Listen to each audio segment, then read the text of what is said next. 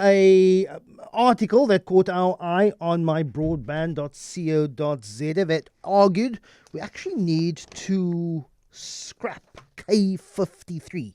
Now, the K53 driver's license testing system has been the cornerstone of our driver evaluation since I think it was introduced in South Africa in 1990.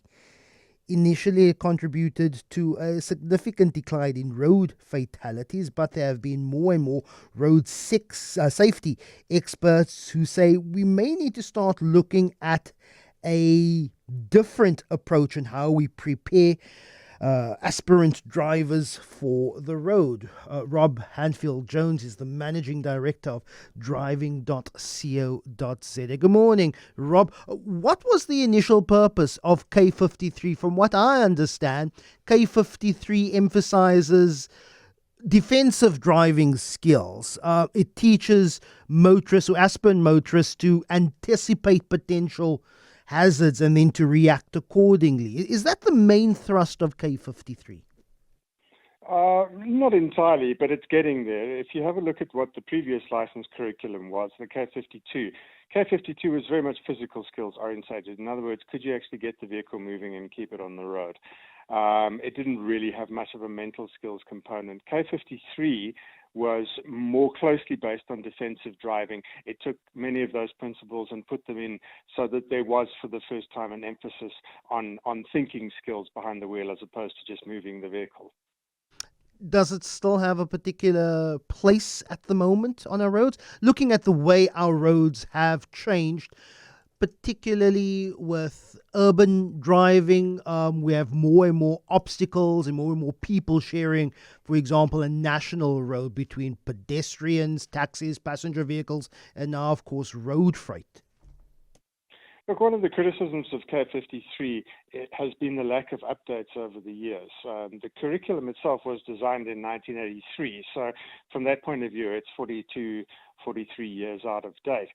But the fundamentals of defensive driving haven't changed much in that time. What has changed are things like traffic law and vehicle technology, and that's where the updates are needed. But the fundamental core of K53 is still consists of things that you'd hear on any defensive driving course. Do you still mirror blind spot? Well, I do, but I don't do it the way the K53 does it. I do it the way it was originally intended in defensive driving, which is to make sure that it is safe next to you before you maneuver. And it's not a trivial issue either, because if you look at South African statistics, there are four main crash types that cause 85% of crashes. Pedestrian crashes and head-on crashes are obviously top of the list. But then third comes rollover crashes, and your risk of being killed in a rollover crash is 1 in 11.4, so it's not trivial. And the majority of rollover crashes, especially in urban area, arise from failure to check what's next to you before maneuvering, because then people get hooted at, they panic, they jerk the steering wheel, and that's where they lose control and slide off the road going sideways and roll. Yeah. Talk to me about confidence. Can you teach confidence on the road?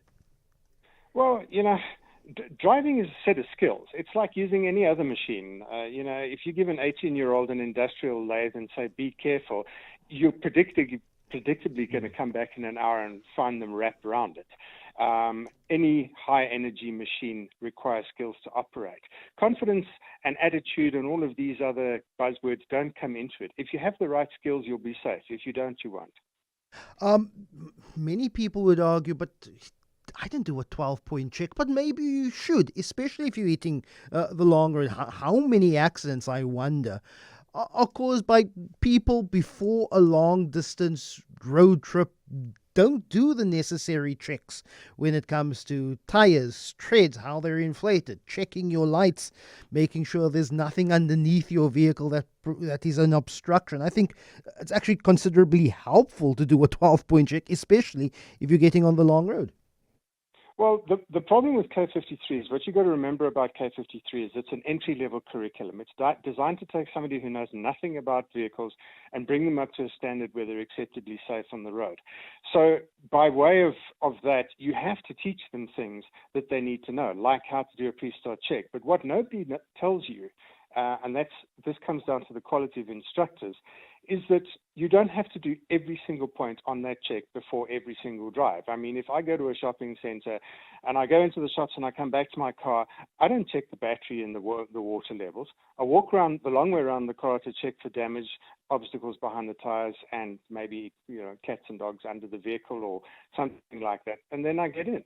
That's all you need to do. It's a 10-second walk around, but that context is missing. Without adding to the administration and the bureaucracy of getting a driver's license, do you think that we may need separate licenses or separate tests, or for people to show that they are adequately trained to drive, particularly on a national road in South Africa?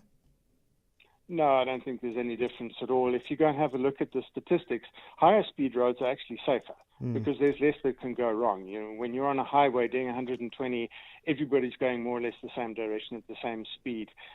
If something does go wrong, it's catastrophic, but it actually happens statistically so infrequently that we don't need to worry about that. What we need to worry about is the low-speed crashes in urban areas because research has shown that the average delta V in a fatal crash in an urban area is 38.9 k's an hour.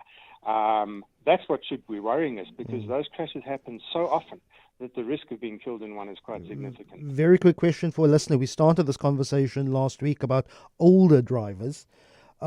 Besides the physical examinations of eye checks, should there be a test for older drivers?